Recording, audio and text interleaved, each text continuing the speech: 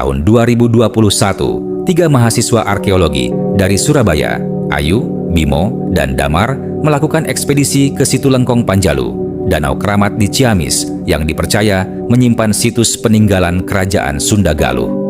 Setibanya di sana, mereka didatangi seorang sesepuh bernama Eyang Karna.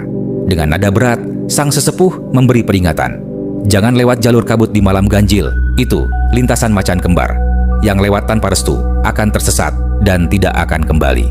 Konon, jalur gaib itu dijaga 2 harimau putih jelmaan penjaga kerajaan.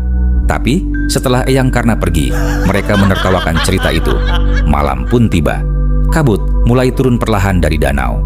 Kamera mereka merekam langkah demi langkah dalam ekspedisi. Suasana berubah mencekam ketika GPS menunjukkan arah yang benar. Namun mereka merasa berjalan memutar terus-menerus. Ayu mulai gelisah.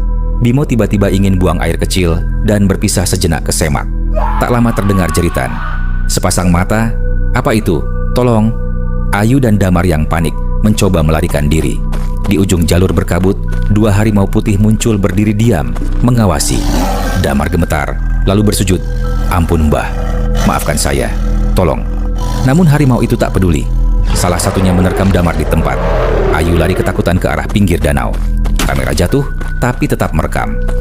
2 tahun kemudian, seorang petugas kebersihan menemukan kamera itu di bawah pohon besar di tepi danau. Saat file terakhir dibuka, tampak sosok perempuan tua berjubah putih compang-camping dengan wajah hitam legam. Ia berdiri di belakang 2 macan putih yang sedang menyeret seorang wanita muda ke dalam kabut danau dan lenyap. Eyang Karna yang ikut melihat video itu hanya berucap pelan, "Dulu mereka menantang, dan itulah hasil dari kesombongan mereka."